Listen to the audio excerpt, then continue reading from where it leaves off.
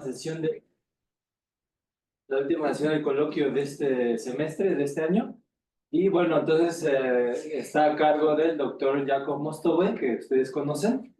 Y bueno, entonces pues tenemos la plática del doctor y posteriormente un convivio, ¿vale? De fin de año. Entonces adelante, por favor, Jacob. Gracias. Gracias por venir. Esta charla no es algo muy serio, simplemente quiero contarles algunos ejemplos. O sea, para esto supongo que es aceptable esta clase de charlas para un coloquio. Ahora, ejemplos de qué. O sea, el título menciona espacios de configuraciones. Y los topólogos hablan de los espacios de configuraciones como si los hubieran inventado, pero bueno, realmente la terminología viene de la física, ¿no? Como pues sabemos que cualquier sistema físico se puede caracterizar, bueno, cualquier sistema. O sea, una gran parte de sistemas físicos, como sistemas mecánicos, por ejemplo, se pueden caracterizar por medio de dos tipos de espacios de configuraciones y espacios fase. El espacio de configuraciones de un sistema es simplemente pues, el conjunto de todas las posibles posiciones de las partículas del sistema o de los cuerpos o de las partes del sistema. Normalmente es insuficiente para describir el sistema. Normalmente trabajamos en física con espacios fase, y el espacio fase tiene tanto las coordenadas de las partes del sistema como las velocidades, o más bien los momentos, que son duales a las velocidades. Entonces, cuando los matemáticos estudian espacios fase, usualmente hablan simplemente de variedades simplécticas. O sea, la ciencia de espacios fase son variedades simplécticas o variedades de Poisson. Esto no es todo, porque en variedades simplécticas o variedades de Poisson tenemos la variedad, tenemos una forma simpléctica, pero en el mundo real también sabemos cuál es la coordenada y cuál es el momento. O sea, también se necesita como que cierta polarización de las coordenadas en coordenadas y momentos, pero bueno, no voy a hablar de esto, porque a mí solamente me interesan las coordenadas. Resulta o sea, si estamos considerando el movimiento de un sistema físico, pues podemos pensar que lo que está sucediendo es que pues tenemos cierto espacio de configuración, y la evolución del sistema físico es un camino sobre este espacio de configuración. Entonces, de ahí el interés a los espacios de configuraciones. Un sistema más sencillo, en algún sentido, en física, es cuando pues tenemos algunas partículas, por ejemplo, n partículas, que no tienen ninguna estructura interna, que pues andan corriendo en alguna curva o en alguna superficie o en alguna variedad de dimensión más alta. Entonces, de ahí surge el interés a los espacios de configuraciones. Ahora, las situaciones físicas pueden ser distintas. Por ejemplo, las partículas del sistema pueden ser todas diferentes, una roja, otra negra, qué sé yo. Obtener números, o qué sé yo, las podemos distinguir, pues. A veces trabajamos con partículas indistinguibles. Esto sobre todo en mecánica cuántica, pues cuando a veces no podemos distinguir dos partículas. Sabemos que hay una aquí, otra acá, pero pues no tienen, si son idénticas, pues no sabemos cuál es la primera y cuál es la segunda. A veces las partículas pueden coincidir en el mismo punto. A veces les está prohibido coincidir. A veces dos partículas pueden coincidir, pero una tercera ya no. Y esto pues también existe en física, aparentemente. O sea, claro, dos partículas no pueden coincidir si, por ejemplo, se están repelando con una fuerza que tiende al infinito cuando la distancia entre las partículas es chiquita, pero existen, por ejemplo, interacciones triples. Los físicos consideran cualquier cosa, pero en particular consideran interacciones triples cuando dos partículas sí pueden coincidir, o sea, las fuerzas entre las partículas dependen de las posiciones relativas de las tripletas de partículas. Y la fuerza es infinita cuando tres partículas coinciden en el mismo punto, pero cuando dos coinciden, pues no hay singularidad. Entonces, esto conduce al estudio de espacios de configuraciones con multiplicidades limitadas. O sea, podemos permitir multiplicidad 2, o sea, es decir, dos partículas en el mismo punto, pero no tres. Ahora, a mí me cuesta trabajo, o sea, es algo que me interesa, pero pues me cuesta trabajo considerar el lado físico.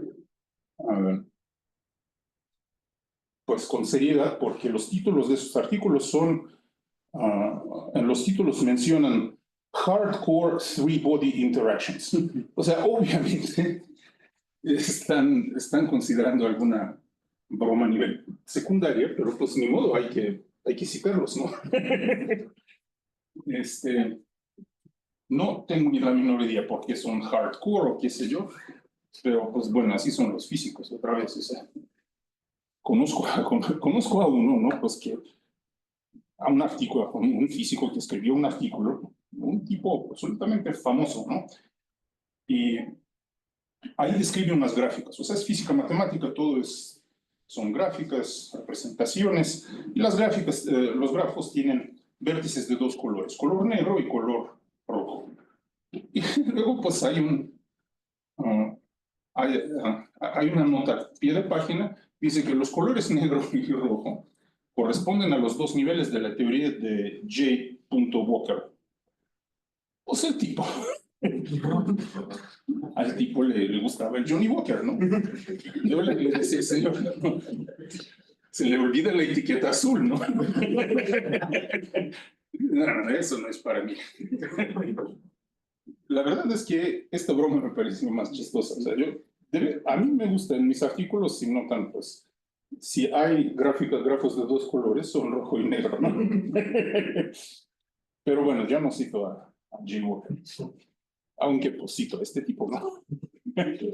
Bueno, el chiste es que hay muchos tipos de espacios de configuración y hay mucho interés hacia estos espacios de configuración porque dependiendo de las propiedades que permiten en estos espacios, las propiedades, o sea, si se pueden coincidir o no, si son ordenados o no los puntos, ustedes obtienen unos espacios muy diferentes, que son muy interesantes desde el punto de vista tanto geométrico como topológico y hasta a los físicos les gusta.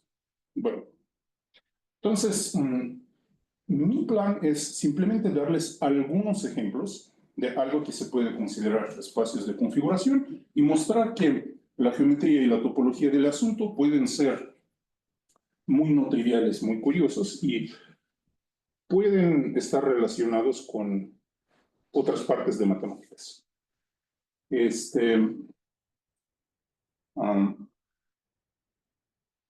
Ahora, no tengo, o sea, yo podría hablar sobre este tema horas y horas sin parar. Obviamente, pues les voy a contar solo una parte de esta serie, como el teaser, ¿no? El trailer del asunto, pues les puedo contar más cosas cuando quieran en otra ocasión. Entonces, el espacio de configuración, sí, perdón. Para mí, el espacio topológico más interesante es el círculo, porque, pues bueno, el círculo es el primer espacio topológico que nos hace pensar dos veces, ¿no? O sea, tiene propiedades extrañas topológicas, tiene invariantes topológicos no triviales y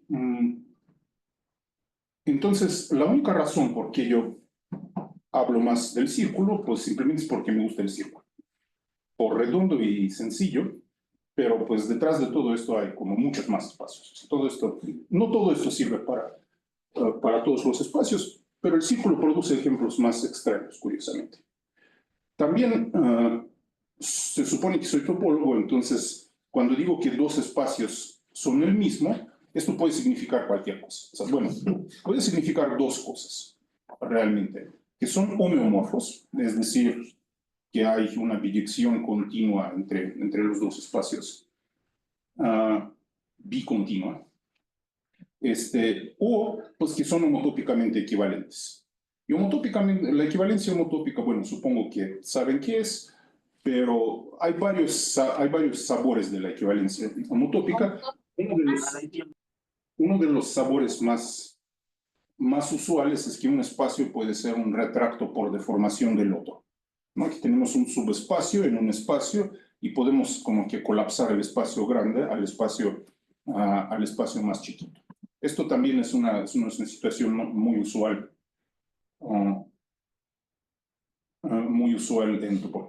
en topología. Pero bueno, hacia los ejemplos. Entonces, el espacio de configuración más sencillo es el producto cartesiano, ¿no? Si tenemos un espacio topológico X, a X le podemos asociar el espacio X a la n, ¿no? O sea, es decir, X cos X cos X cos X n veces. Este espacio, o sea, las propiedades topológicas de este espacio. Bueno, ¿por qué es un espacio de configuraciones? Porque un espacio en X, un punto en X a la n, se puede considerar, si esto es X, entonces un punto es realmente una n tupla de puntos dentro de X. Los puntos tienen sus números y en principio pueden coincidir, pero pues es un clasiquísimo, tipiquísimo espacio de configuración.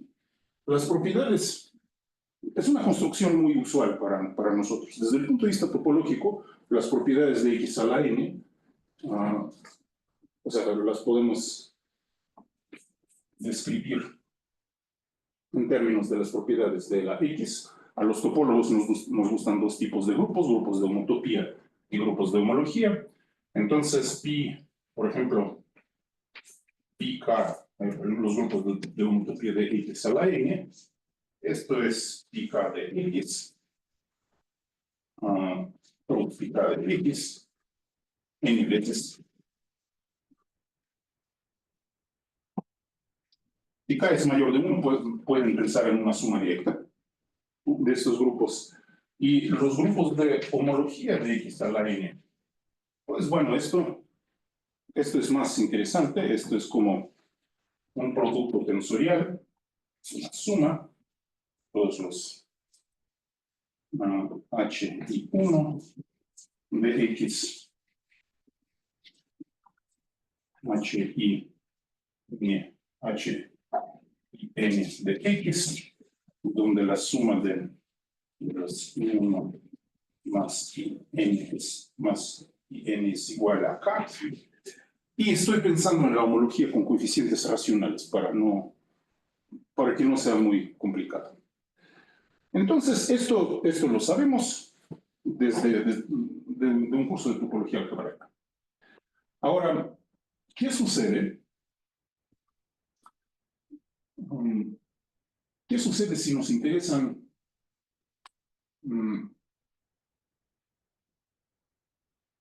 bueno, si no nos interesa el orden de los puntos, ¿no?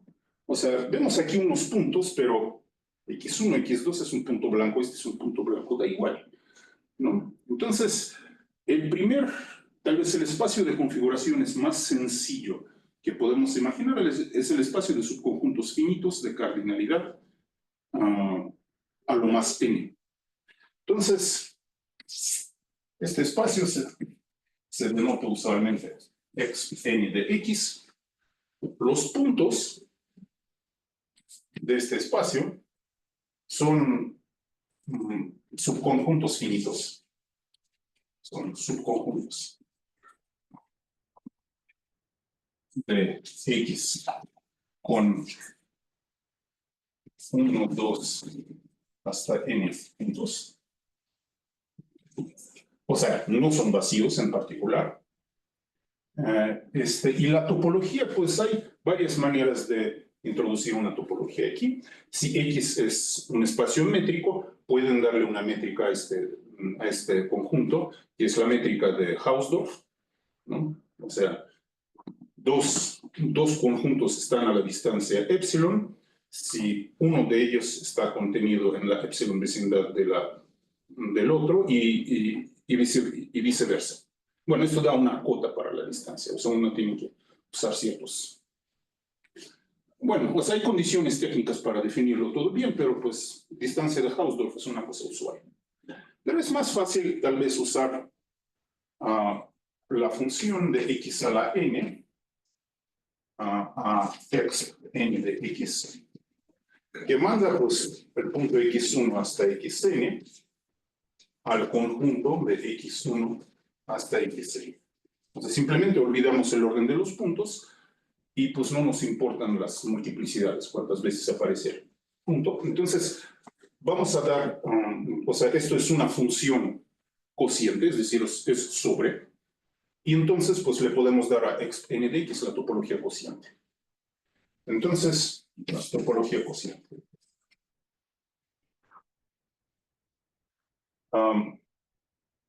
Estas dos topologías, la métrica y la cociente, para espacios buenos, en muchos casos van a coincidir.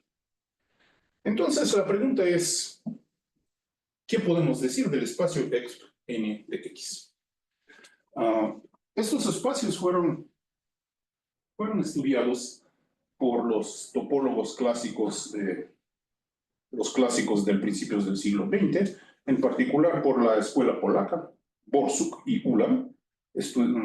Los definieron, los llamaron productos simétricos, o más bien potencias simétricas.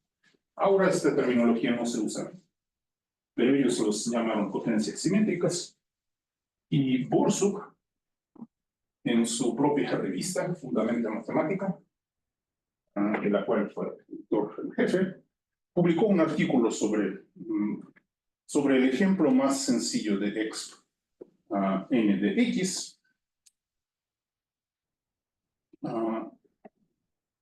Y esto era x.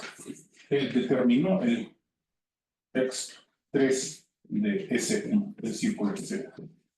¿Por qué x3 de S1? O sea, x2 de S1 es muy fácil, de entender. O sea, ¿qué es el círculo S1? El círculo S1, pues es... No, bueno, que hay muchas maneras de determinar x2 de S1. Déjenme contarles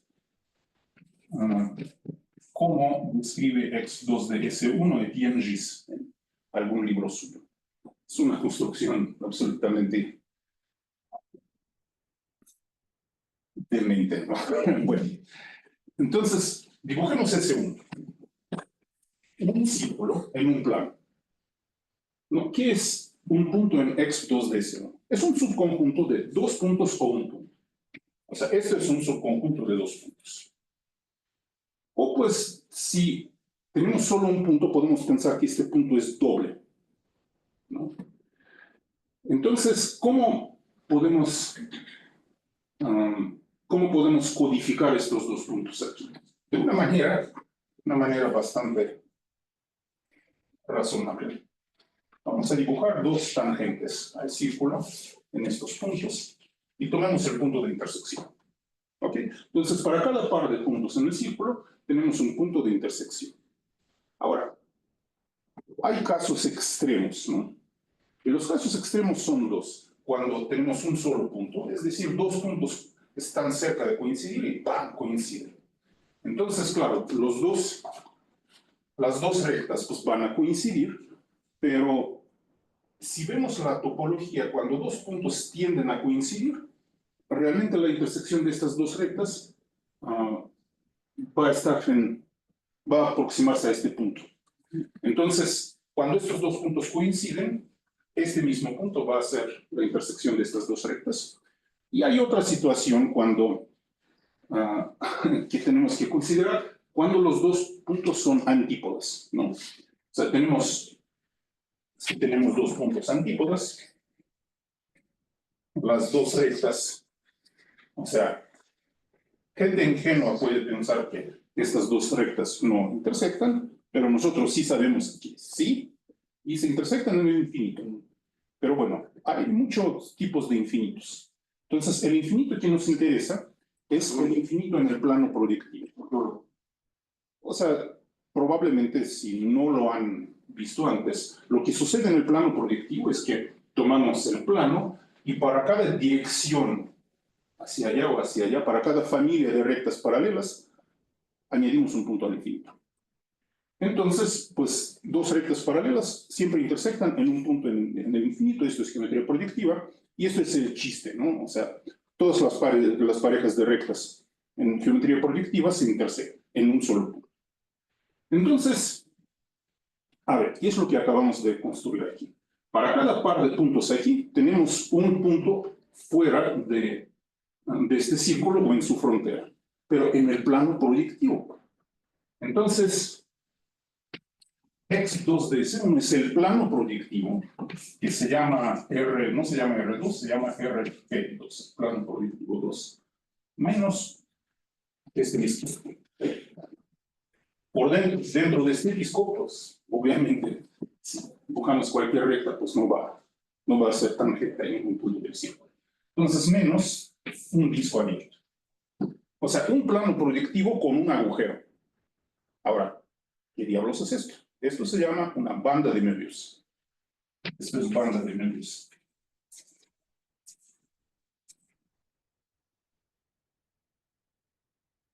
¿Por qué es una banda de Möbius? Pues bueno, me la tienen que creer.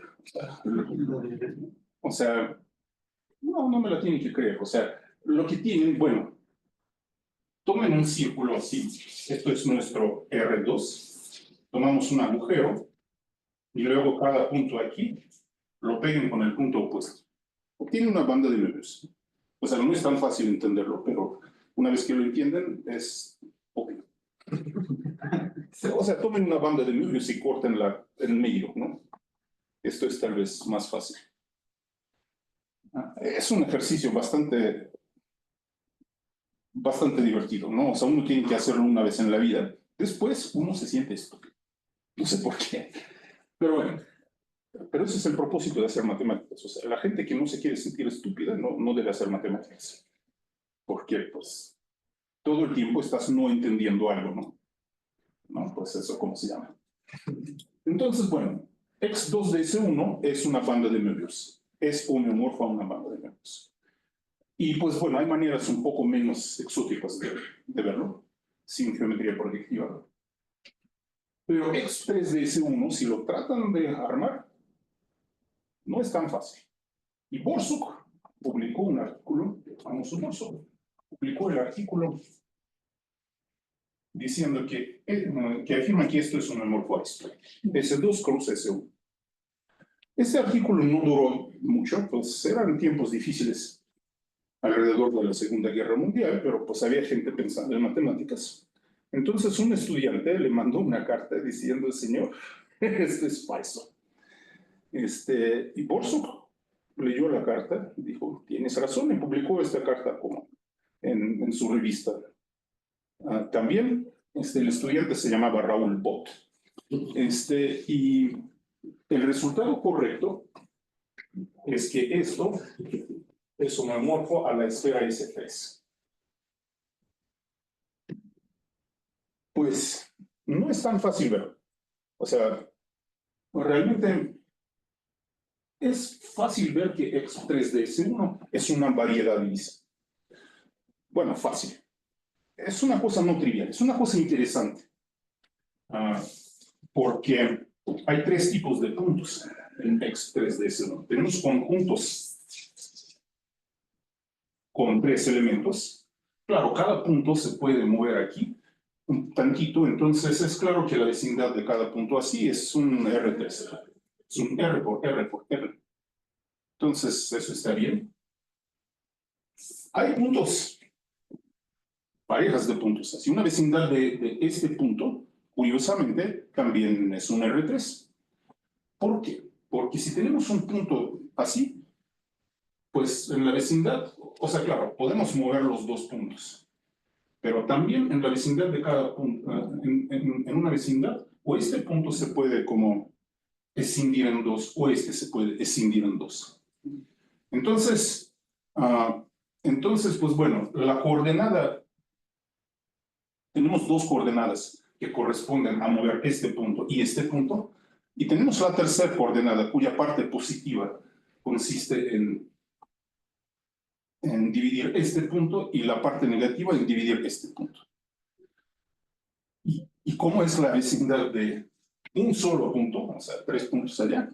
Ejercicio para el lector, ¿no? O sea, también es divertido, pero pues no es tan difícil.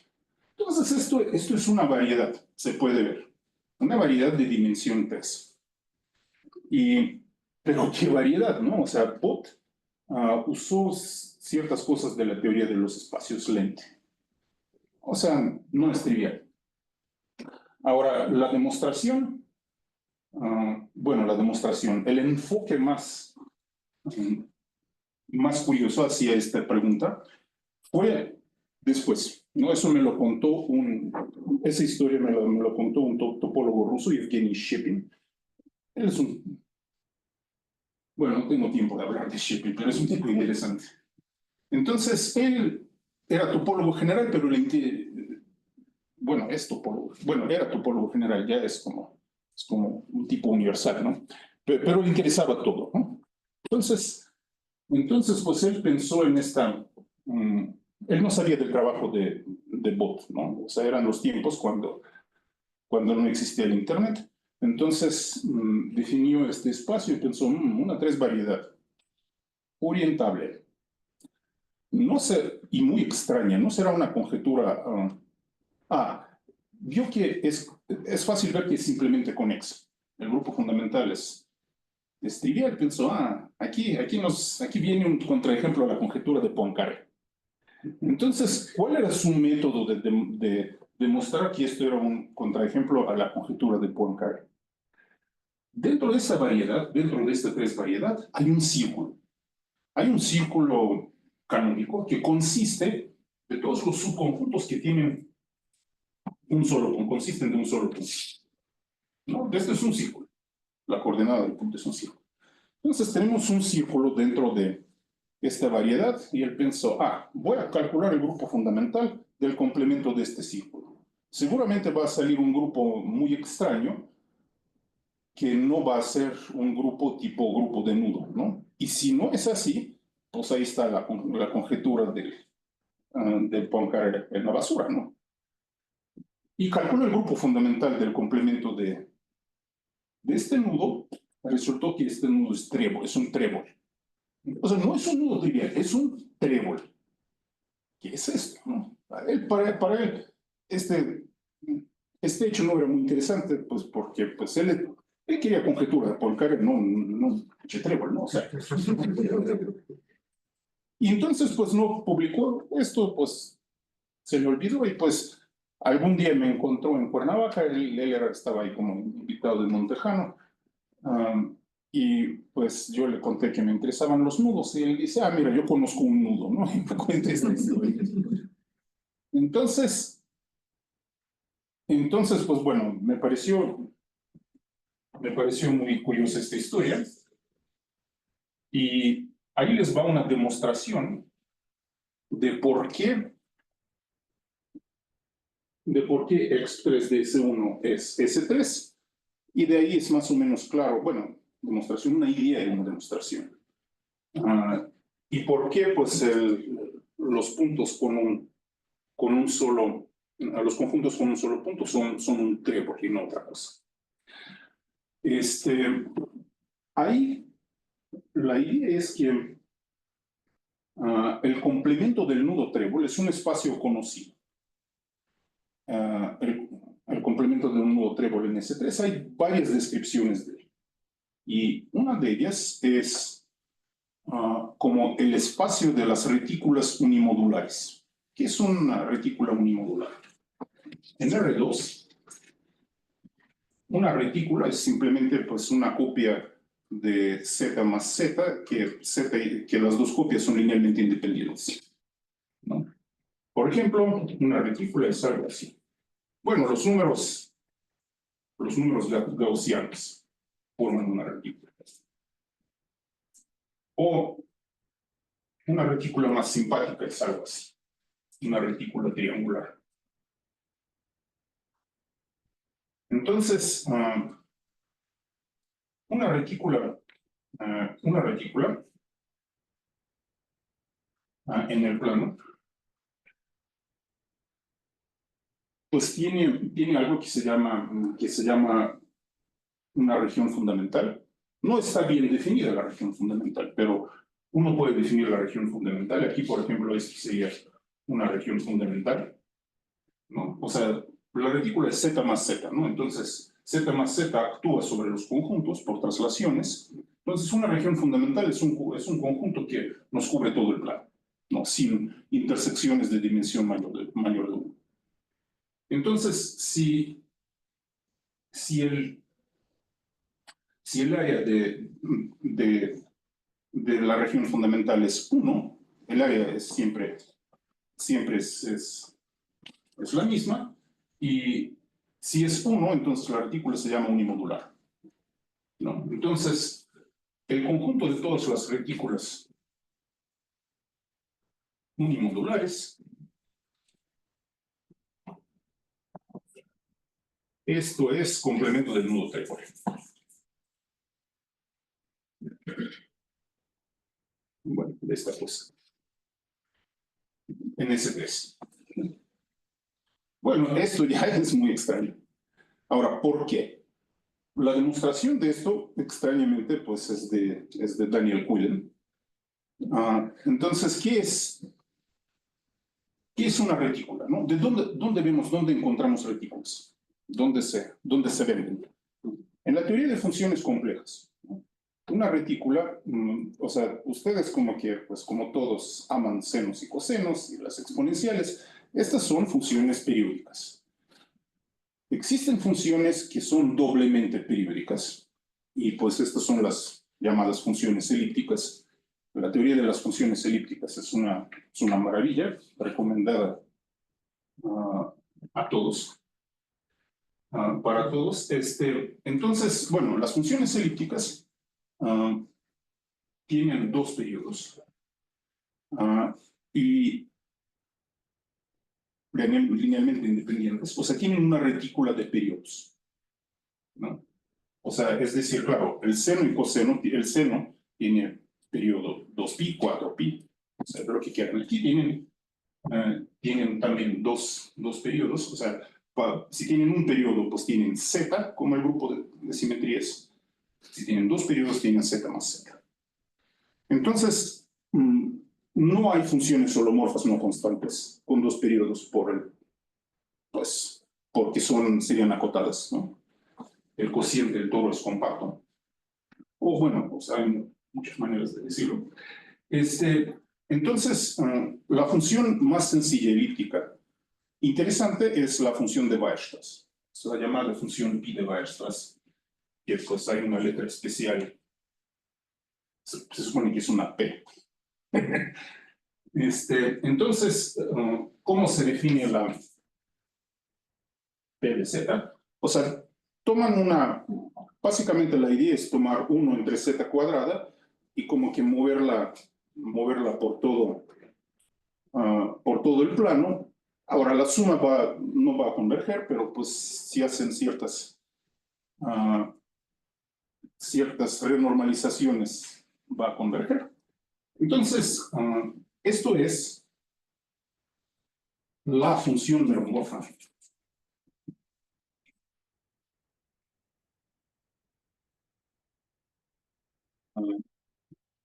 Con dos periodos. Bueno, con periodos en la retícula, o más bien con polos en la retícula, con polos dobles. Los polos son de orden 2.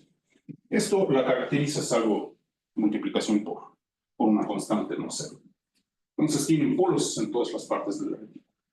Ahora, la función de Weierstrass satisface una ecuación diferencial. Y esta ecuación diferencial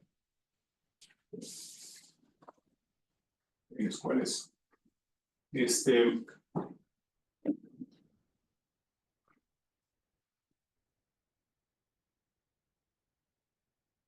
Es lo siguiente. Tenemos la derivada, tomamos el cubo, y esto, si bien me acuerdo, debe ser como, no, cuadrada, derivada cúbica, es 4, ¿verdad, Eduardo? Aquí.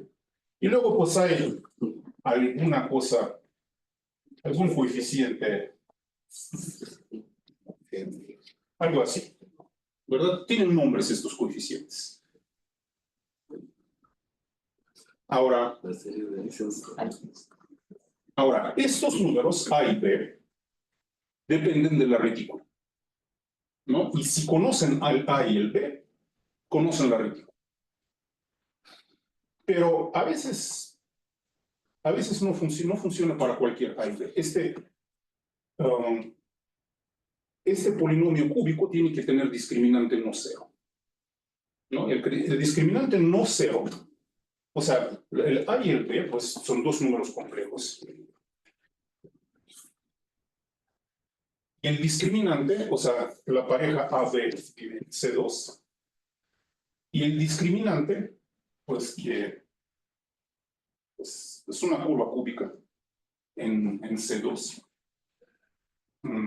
El discriminante, que pues,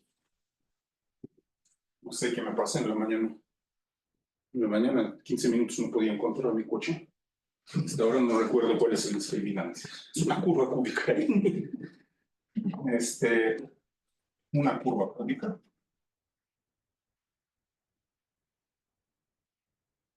En C2.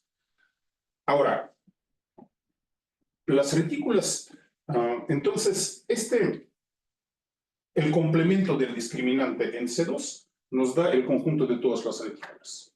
Pero no nos interesan todas las retículas, solamente queremos las unimodulares. Entonces, esto es lo mismo que considerar las retículas, salvo, pues, como inflación, ¿no? Salvo homotecia. Entonces, aquí lo que podemos hacer es también tomar una homotecia. Una homotecia, pues, no por las curvas, no por las rectas, sino por unas curvas poco chuecas, pero una homotecia. O sea, el chiste es que la intersección del discriminante con una... O sea, aquí nos interesa realmente una esfera S3 en C2. Una esfera unitaria en C2. En C2. La intersección con un discriminante es una curva cúbica, es un trébol. Entonces, en S3, una curva cúbica.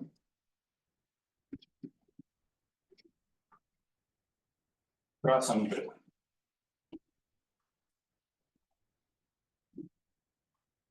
Esto es, de aquí viene el nodo trébol de las curvas unimodulares. Ahora, una observación. Una retícula nos da un conjunto de 2 o 3 puntos. ¿Cómo? Hay un concepto, hay un tipo de una región fundamental especial que se llama las celdas de Voronoi. O pues tiene otro nombre. Tiene otro nombre también. ¿Qué es una celda qué son las celdas de Voronoi?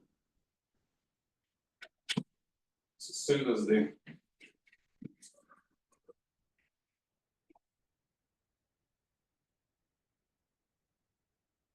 Las celdas de Voronoi.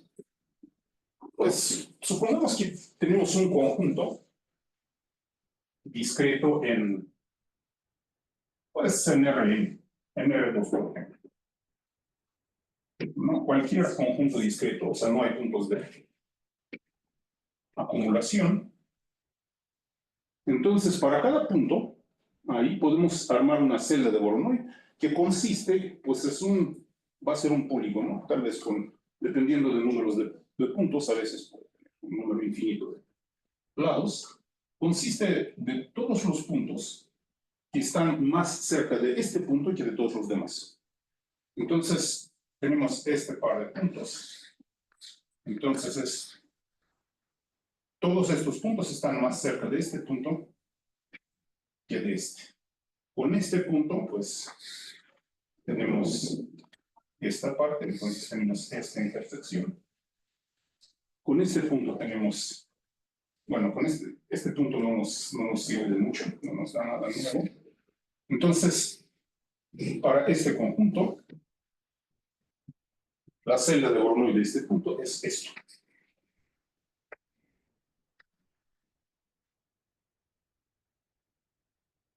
Es una noción bastante útil. Así pues dividen todo el plano. ¿Qué sucede si consideramos las celdas de Voronoi de una retícula? Resulta que las celdas de Voronoi todas son muy parecidas. Y son de dos tipos. O sea, para ciertas retículas, las celdas de Voronoi, para la mayoría de las retículas van a ser hexágonos. Por ejemplo, aquí tenemos un hexágono.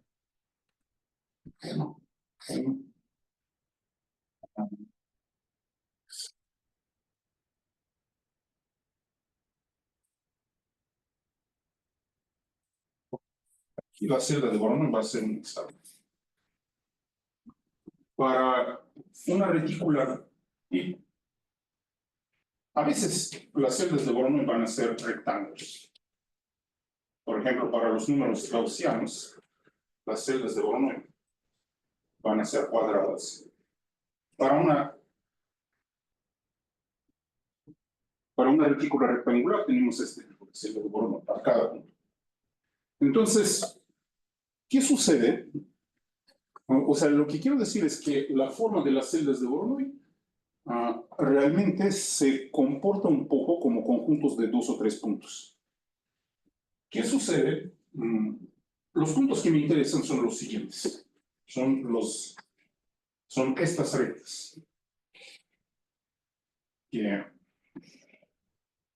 consideremos estas 3 rectas, las que conectan los puntos opuestos. Tenemos tres rectas. Una recta es un punto en un círculo, ¿no? O sea, una recta que pasa por el origen en R2. Una dirección, pues nos define este punto o este punto, este punto o este punto. O sea, es un punto del semicírculo superior, pero este son identificados. Entonces, este semicírculo superior con los puntos identificados es un círculo. Entonces, estos son 3 puntos en un círculo. Aquí tenemos 2 puntos en un círculo, ¿no? Entonces, la mayoría esta es la función del complemento del nudo trébol al conjunto de 2 o 3 puntos. Ahora, el chiste aquí es que esta función es compatible con la topología aquí. Porque ¿qué sucede si movemos un poquito la retícula? Si se vuelve un poquito oblicua, tenemos aquí un hexágono, o sea, se corta una esquinita acá. Y de repente, una recta se divide en 2. Se cimbra en 2. Y esta sigue siendo 2. Pero si lo movemos en otra dirección, se cimbra otra recta. Entonces, la topología de este espacio de retículas unimodulares realmente es compatible con el complemento del trébol. Ahora tienen que ver qué sucede cuando se degeneran las retículas.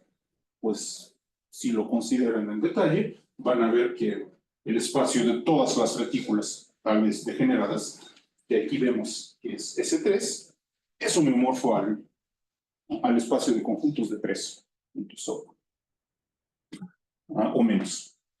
Esto es, digamos, esto es uno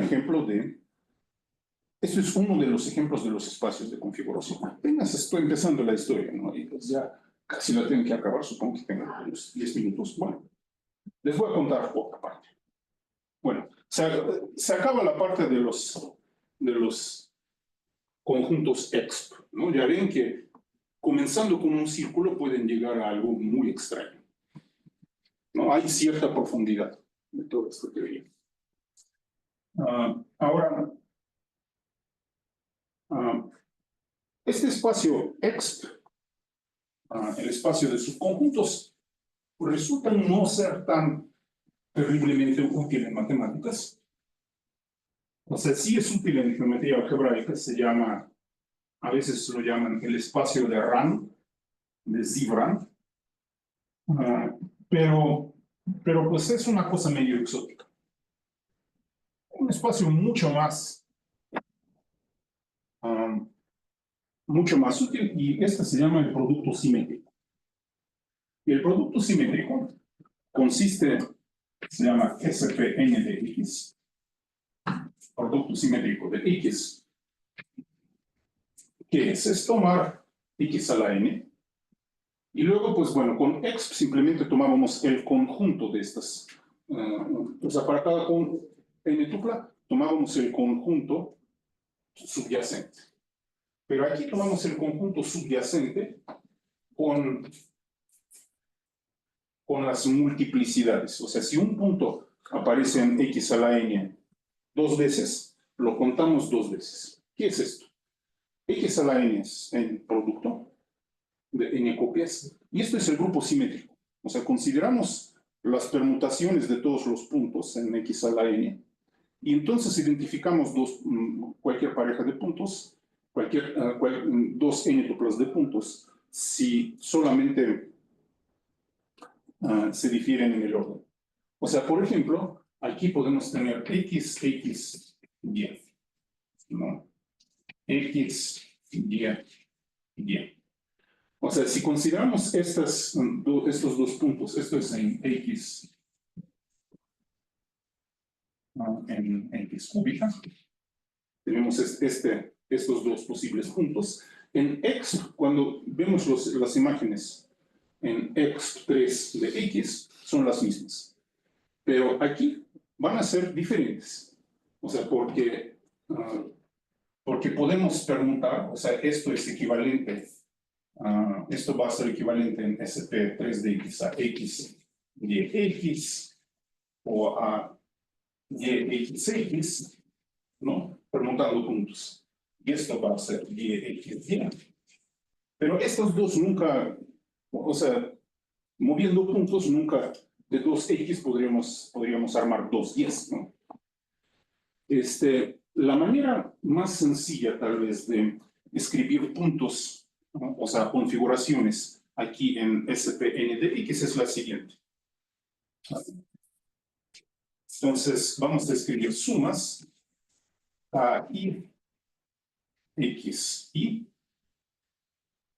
donde XI están en X, KI son los números naturales, que son las multiplicidades de los puntos, y suma de KI es igual a N.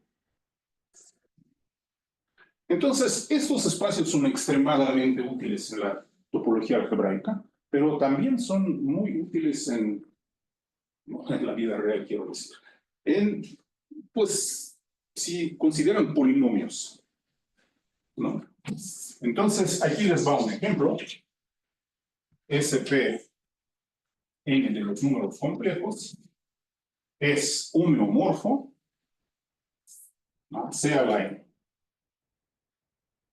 ¿Por qué? Bueno, si tenemos n puntos con ciertas multiplicidades, ¿no?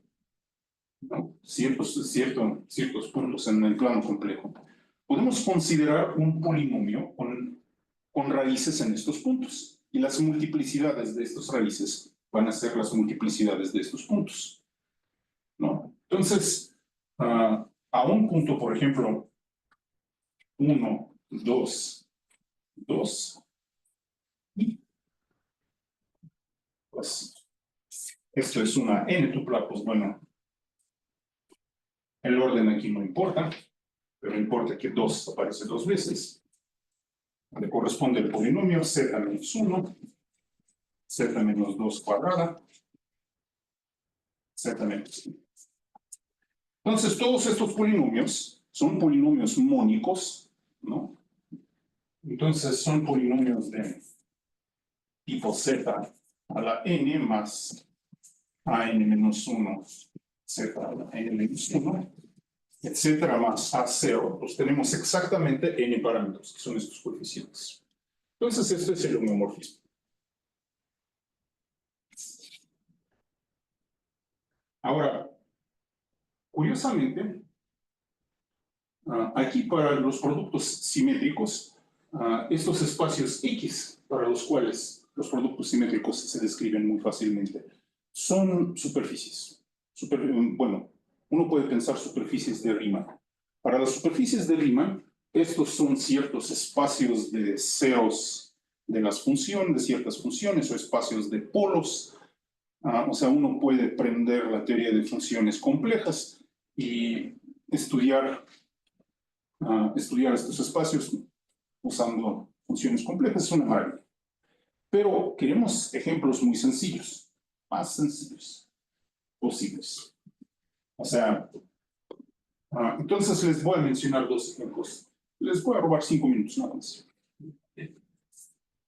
O sea, comencé creo 10 minutos tarde. Entonces les robo 5, ¿no? Ustedes ganan 5. Entonces, hay dos ejemplos interesantes. CP1, bueno, S2, la esfera S2. La esfera S2 piénsenla como la esfera de Riemann, ¿no? Números complejos más un punto al infinito, ¿no? Esto resulta que es el espacio complejo proyectivo de dimensión n.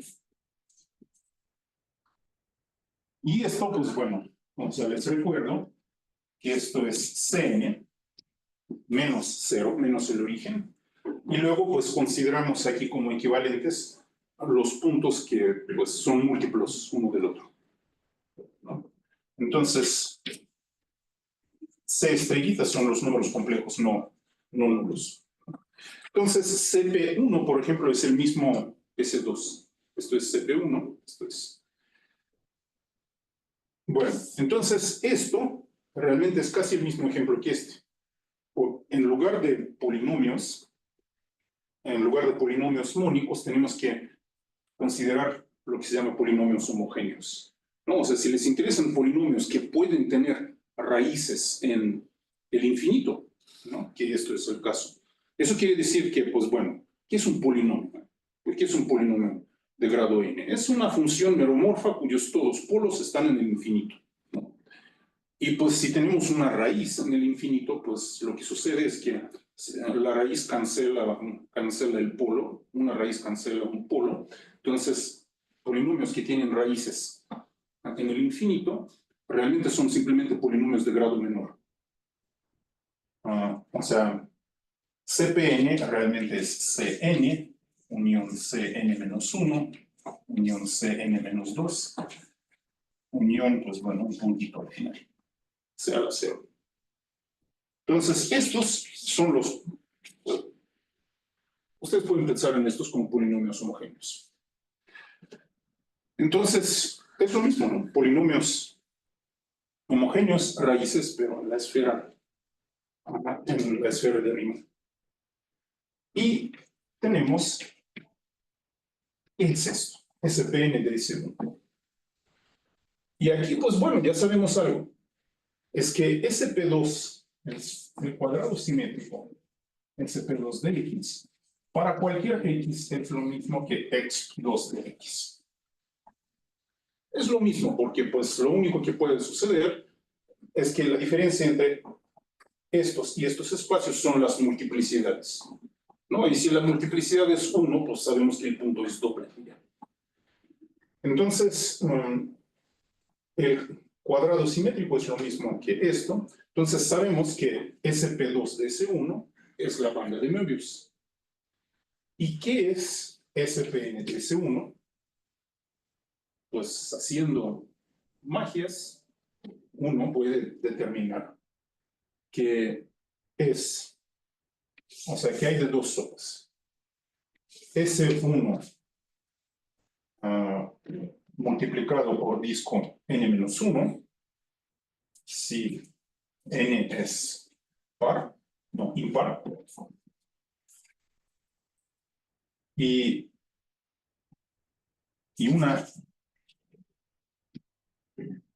no sé cómo llamarla, hiperbanda de Möbius.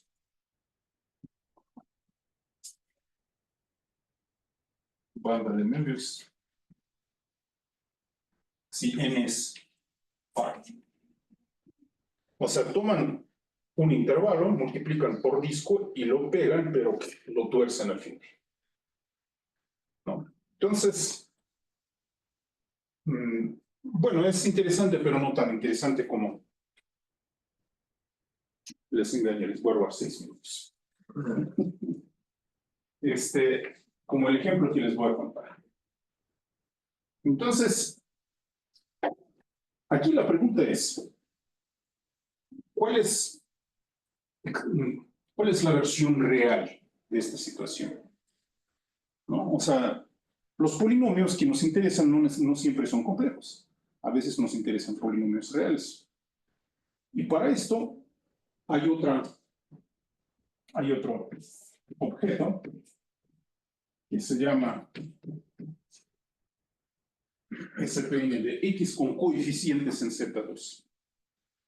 Es que vieron que los puntos de este producto simétrico son sumas k y x, ¿no? Donde k y x eran unos números enteros. Tomemos k y x en Z2. Eso quiere decir multiplicidad Z2. Tenemos dos puntos que se juntan y en lugar de la multiplicidad 2, tienen multiplicidad 0. O sea, cualquier par de puntos se encuentran y ¡pah!, se aniquilan. ¿No? Entonces podemos hacer algo así. Ahora, ¿qué es la n aquí? Bueno, o sea, tenemos así podemos definir una SPXZ2 sin ninguna n, porque pues esta n tiene que ser par o impar, ¿no? La suma de los k's. Pero podemos considerar configuraciones con a lo más n puntos. Entonces, a lo más n puntos. Entonces, pues bueno, resulta que SPN del círculo con coeficientes en Z2 es homeomorfo al espacio proyectivo real de dimensión n. Pues, ¿cómo se hace esto? No quiero decir nada de los polinomios homogéneos. O sea, supongo, o sea, realmente necesitan polinomios homogéneos. No, sí tienen que decir. Pero si tienen, lo que sucede es lo siguiente. Si tienen un polinomio real, bueno, aquí están. O sea, puede que este polinomio tenga grado 181. Pero pues solamente ven 3 raíces reales, ¿no? ¿Qué sucede si lo mueven tantito? Pues bueno, las raíces reales se van a mover tantito. Pero lo que puede suceder es que aquí, de repente, de la nada, pues aparece una nueva pareja de raíces, ¿no? O sea, aquí de repente las raíces reales pueden aparecer de la nada, o si se juntan, ¿no? O sea, pueden desaparecer. O sea, toman una función cuadrática, dos raíces, ¿no? Pues la mueven hacia arriba y desaparecen. Entonces tenemos una función del espacio de todos los polinomios, que es RPN. Entonces tenemos una función de RPN al espacio de todos sus divisores módulo 2. A este SPN del segundo resultado. Bueno. Y esta función de ninguna manera es 1 a 1. ¿No? Hay un montón de polinomios que no tienen raíces, ¿no? Pero resulta, y uno puede ahí como moviendo las cosas y gritando mucho y qué sé yo, uno puede demostrar que esta función no solo es equivalencia homotópica, que se puede deformar a un homeomorfismo. Y el ejemplo más sencillo es polinomios cuadráticos. Los polinomios cuadráticos forman un RP2, ¿no? Ahí está el infinito. Y dentro de RP2 hay un disco. Y este disco es discriminantes del polinomio menores de 0, menores o iguales a 0. Entonces, esta función En este caso, simplemente colapsa este disco a punto. Y es homotópica a un homeomorfismo. Bueno, entonces, lo que les conté es un pequeño inicio de una historia larga. O sea, no se preocupen, no se las voy a contar si ustedes no me la piden. Pero pues a lo que voy es que hay muchísimos ejemplos, o sea, muchísimos ejemplos de naturalezas muy diferentes que divergen hacia la teoría de grupos, topología algebraica, lo que quieran. Y todos empiezan con un inocente círculo, ponen varios puntos y vamos. Pues ya, para hoy es suficiente.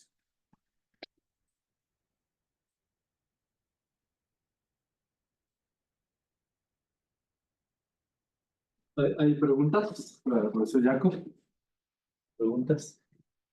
Si hace la reducción módulo 2 de ese pene del círculo a ese pene con coeficiente Z2, eso te da un generador de RPM, del grupo fundamental de RPM. A ver, si tomamos ese PN del círculo, sí, claro. Porque es un círculo, ¿no? Sí, sí, sí.